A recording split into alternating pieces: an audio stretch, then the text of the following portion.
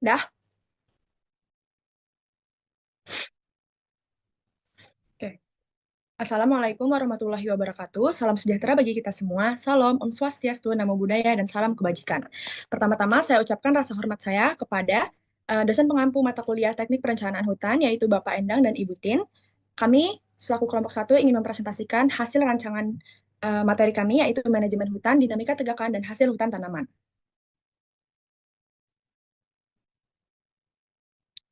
Berikut merupakan anggota kelompok satu. Yang pertama ada pendahuluan, laju deforestasi dan degradasi hutan alam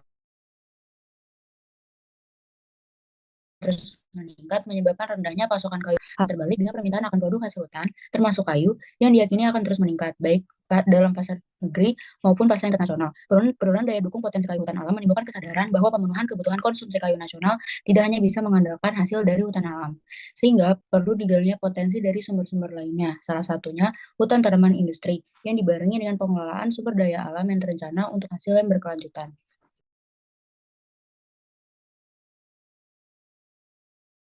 Pengelolaan hutan tanaman berbasis sistem dinamis menggunakan SFD untuk mensimulasikan dinamika tegakan hutan, termasuk pertumbuhan diameter, tinggi, dan volume pohon. Model ini memungkinkan analisis berbagai skenario pengelolaan, termasuk siklus penjarangan yang spesifik untuk jenis pohon seperti jati, mahoni, dan mangium. Selain ini, pada praktikum kali ini kami terdapat metode Net Present Value, yaitu NPV, yang digunakan untuk mengevaluasi kelayakan ekonomi dari setiap jenis tegakan, yaitu jati, mahoni, dan mangium. Alat yang digunakan adalah laptop, software Stella, dan mouse, sedangkan bahan yang digunakan adalah data. Berikut merupakan langkah kerja dari praktikum kali ini, dan rumus yang digunakan dengan keterangan T sebagai horizon waktu, CFT sebagai cash flow pada waktu T, dan C0 sebagai biaya awal.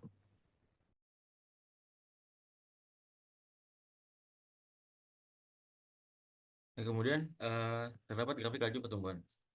Pada grafik, Jati memiliki pola pertumbuhan yang cenderung stabil di awal setiap siklus, tapi mengalami penurunan tajam pada periode tertentu. Hal ini menandakan pertumbuhan yang dialami Jati memiliki regenerasi yang lambat namun tahan lama. Kemudian pada Mahoni, pertumbuhannya lebih cepat di awal siklus dibandingkan Jati, tapi tetap mengalami penurunan tajam di akhir siklus yang bisa menunjukkan sensitivitas Mahoni terhadap faktor lingkungan tertentu. Pada Mangium, pertumbuhannya lebih cepat di awal dibandingkan Jati dan Mahoni. Laju pertumbuhan tertinggi dimiliki oleh Mangium, kemudian disusul oleh Mahoni dan terakhir Jati. Kemudian kurva laju pertumbuhan membentuk pola J terbalik, di mana kurva J terbalik menunjukkan bahwa terdapat regenerasi yang baik pada lokasi tegangan tersebut. Kemudian pada sebelah kanan terdapat laju pertumbuhan jati, mahoni, dan mangrove. Untuk pertumbuhan jati terdapat 3 periode dari 0 sampai 16 tahun, laju pertumbuhannya 0,15 meter kubik per tahun, 17 sampai 23 laju pertumbuhannya 0,14 meter kubik per tahun, dan 24 sampai 40 tahun laju pertumbuhannya 0,13 sampai 0,08. Jati akan mengalami rotasi atau daur setelah tahun ke-40. Kemudian terdapat laju pertumbuhan mahoni dari 0 tahun 0,30 meter kubik per tahun, kemudian 1 sampai 7 tahun laju pertumbuhannya 0,29 meter kubik per tahun, dan terakhir dalam jangka waktu 8 sampai 25 tahun laju pertumbuhannya 0,28 hingga 0,11. Dan untuk laju pertumbuhan mangium bisa dilihat di sebelah sini, dan untuk mahoni mengalami rotasi setelah tahun ke-25, dan mangium mengalami rotasi setelah tahun ke-12.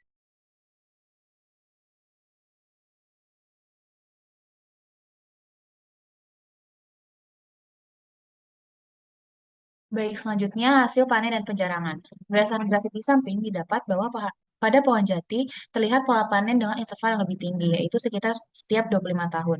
Nah, puncak hasil panen jati ini jauh lebih tinggi dibandingkan dengan jenis pohon lainnya. Hal ini menunjukkan bahwa jati membutuhkan waktu lebih lama untuk mencapai hasil yang optimal. Selanjutnya, pohon mahoni menunjukkan pola panen dengan interval yang lebih pendek atau sedang, yaitu sekitar 15 hingga 20 tahun. Meskipun hasil panennya lebih kecil dibandingkan dengan jati, mahoni dikenal sebagai pohon yang relatif cepat tumbuh. Sementara itu, mangium memiliki interval panen yang jauh lebih pendek, yaitu sekitar 10 tahun.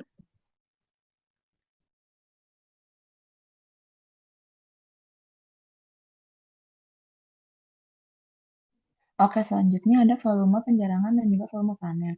Berdasarkan grafik di samping, didapatkan bahwa jati memiliki volume penjarangan dan panen yang lebih tinggi dibandingkan mahoni dan mangium, karena jati sendiri memiliki biomasa yang tinggi. Lalu, kedua ada mahoni. Mahoni itu menunjukkan volume penjarangan dan panen yang sedang, mencerminkan sifatnya sebagai spesies kayu keras dengan laju pertumbuhan yang lebih lambat dibandingkan mangium, tetapi memiliki nilai ekonomi yang tinggi seperti jati. Lalu yang terakhir yaitu ada mangrove menunjukkan volume penjarangan yang lebih rendah karena sifatnya yang merupakan tanaman cepat tumbuh atau fast growing species dengan kebutuhan pemeliharaan yang minimal. Mangrove juga sering dimanfaatkan untuk produksi kayu pulp karena siklus panennya yang pendek.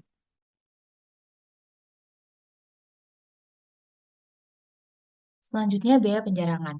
Berdasarkan tabel dan grafik di samping, dapat dilihat bahwa biaya penjarangan pohon jati tercatat lebih rendah, yaitu sebesar 368.000. Hal ini disebabkan oleh siklus penjarangan yang lebih panjang karena pertumbuhannya yang lambat, sehingga biayanya menjadi lebih rendah. Selanjutnya, untuk pohon mahoni, biaya penjarangan berada di tingkat sedang, yakni 537.000. Hal ini disebabkan oleh karakteristik pertumbuhan mahoni yang menengah dengan kebutuhan manajemen yang lebih seimbang. Terakhir, pada mangium, biaya penjarangan mangium merupakan biaya penjarangan yang lebih tinggi sebesar 724.000. Hal ini disebabkan karena pertumbuhan mangium yang cepat sehingga memerlukan penjarangan yang lebih sering untuk mengoptimalkan hasil panennya. Akibatnya memerlukan biaya yang lebih tinggi.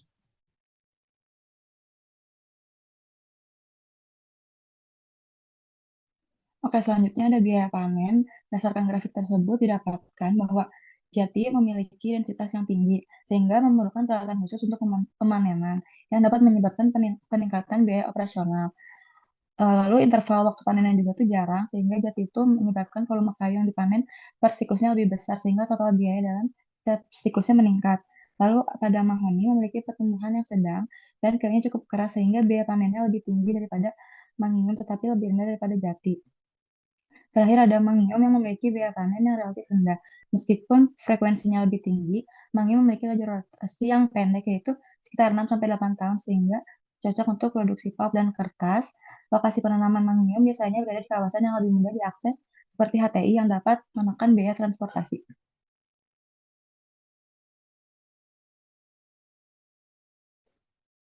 Selanjutnya ada analisis hasil produksi dan penjualan. Pada yang pertama yaitu grafik yang berdasarkan data pendapatan jati, mahoni, dan mangrove. Menunjukkan bahwa jati cocok untuk investasi jangka panjang dengan pendapatan besar setiap 40 tahun. Kalau untuk mahoni memberikan pendapatan stabil setiap 25 tahun, dan kalau untuk mangrove menghasilkan arus kas cepat dengan siklus 12 tahun. Strategi yang digunakan yaitu strategi diversifikasi daur, disertai pengelolaan waktu penjarangan yang adaptif, memungkinkan keuntungan optimal secara jangka pendek, menengah, dan panjang. Kemudian di bawahnya ada grafik harga kayu penjarangan. Grafik tersebut merupakan penjarangan dari 3 jenis kayu, jati, mahoni, dan mangrove yang memiliki siklus penjarangan dan rotasi yang berbeda, yang menawarkan keunggulan masing-masing. Jati idealnya untuk investasi jangka panjang, mahoni untuk pendapatan menengah yang stabil, dan mangrove yang untuk keuntungan yang lebih cepat. Pemilihan jenis kayu yang tepat dapat disesuaikan dengan tujuan apa yang mau kita tuju.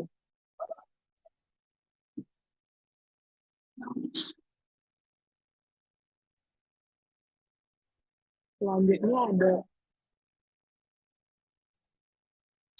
boleh dulu.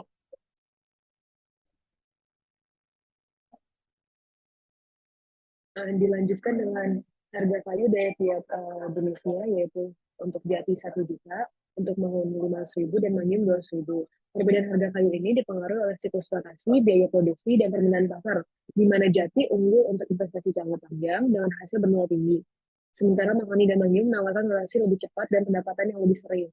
Pemilihan jenis kayu ini sesuai dengan kebutuhan pasar dan biaya produksi dan waktu yang diperlukan. Dan selanjutnya saya akan menjelaskan tentang NPV atau Net Present Value.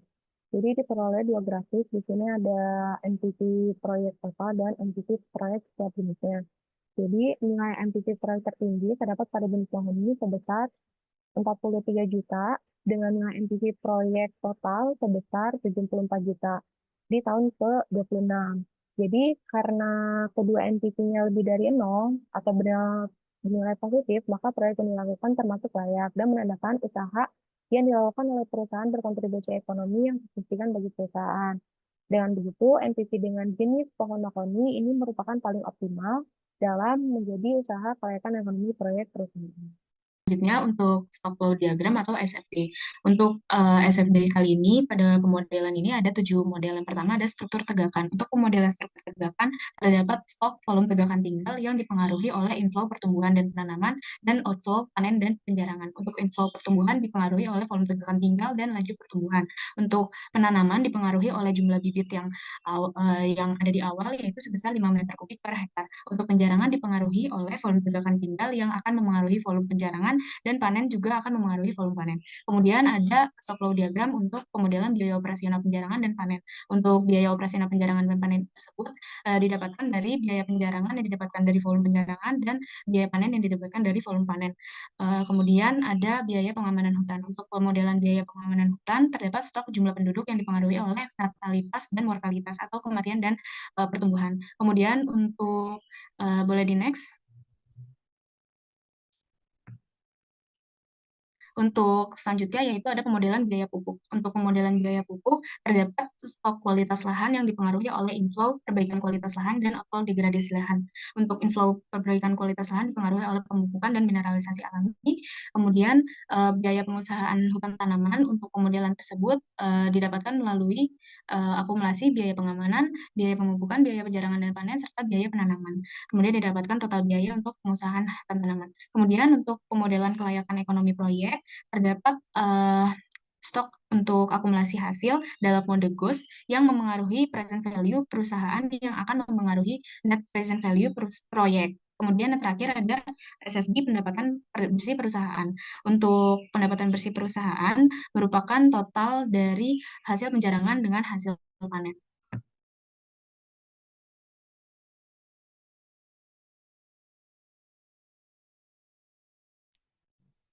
Berikutnya kesimpulan. Yang pertama, berdasarkan hasil analisis, Jati memiliki volume penjarangan dan panen yang paling tinggi, mencerminkan potensi hasil yang besar dengan pengelolaan yang tepat.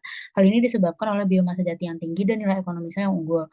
Mahoni menunjukkan volume penjarangan dan panen yang sedang, mencerminkan karakteristik sebagai spesies kayu keras dengan laju pertumbuhan yang moderat sehingga nilai ekonomis yang tinggi. Sementara itu, Manggio memiliki volume penjarangan dan panen yang lebih rendah, tetapi dengan siklus yang lebih pendek sehingga cocok untuk kebutuhan industri seperti bahan baku, kertas, atau energi. Yang kedua, hasil analisis produksi dan penjualan menunjukkan bahwa Jati cocok untuk investasi jangka panjang dengan pendapatan besar setiap 40 tahun. Mahoni memberikan pendapatan stabil setiap 25 tahun, sedangkan Mangium menawarkan arus kas cepat dengan siklus 12 tahun. Perbedaan harga ketiga jenis kayu ini dipengaruhi oleh siklus rotasi, biaya produksi, dan permintaan pasar, di mana Jati sebesar 1 juta, sementara Mahoni dan Mangium lebih sesuai untuk rotasi lebih cepat dan pendapatan yang lebih sering masing-masing 500.000 dan 200.000. Pemilihan jenis kayu harus disesuaikan dengan tujuan investasi, kebutuhan pasar, dan ketersediaan sumber daya, serta kapasitas biaya dan waktu produksi. Yang ketiga, berdasarkan simulasi selama 100 tahun, pola penjarangan pada 3 jenis pohon jati, mahoni, dan mangium menunjukkan hasil yang berbeda sesuai dengan karakteristik masing-masing. Jati memiliki interval penjarangan yang lebih panjang, sekitar 25 tahun, dengan puncak hasil panen tertinggi. Mahoni memiliki interval penjarangan yang lebih pendek, yaitu 15-20 tahun. Mangium memiliki interval penjarangan paling pendek, yaitu sekitar 10 tahun. Yang keempat, biaya penjarangan dan panen untuk 3 jenis pohon jati, mahoni, dan mangium menunjukkan perbedaan yang signifikan akibat karakteristik pertumbuhan, kualitas kayu, dan kebutuhan pengelolaan masing-masing jenis pohon. Biaya penjarangan jati yaitu yang paling rendah karena siklus penjarangannya yang lebih panjang mencerminkan kebutuhan pengelolaan yang minimal. Sebaliknya, mangium memiliki biaya penjarangan tertinggi akibat siklus pertumbuhan cepat yang memerlukan penjarangan yang lebih sering, sementara mahoni berada di tengah dengan karakteristik pertumbuhan normal. Yang kelima, nilai NPV proyek tertinggi terdapat pada jenis mahoni sebesar 43 juta dengan nilai NPV proyek total sekitar 74 juta di tahun ke-20. Sehingga diperoleh nilai NPV yang positif yang dilakukan oleh perusahaan berkontribusi ekonomi yang signifikan bagi perusahaan. Dengan begitu, nilai NPV untuk jenis pohon mahoni paling optimal dalam menjadi usaha kelayakan ekonomi proyek perusahaan. Yang keenam, terdapat 7 pemodelan stock flow diagram yang terdiri dari pemodelan struktur tegakan, biaya pengamanan hutan, biaya operasional penjarangan dan panen, biaya pupuk, biaya pengusahaan HT, pendapatan bersih perusahaan, dan kelayakan ekonomi proyek. Demikianlah materi yang dapat kami sampaikan pada kesempatan kali ini. Kami menyadari bahwa presentasi ini mungkin masih jauh dari sempurna, dan jika ada kekurangan atau hal yang kurang jelas, kami mohon maaf. Terima kasih atas perhatian dan waktu yang telah diberikan. Saya akhiri. Wassalamualaikum warahmatullahi wabarakatuh.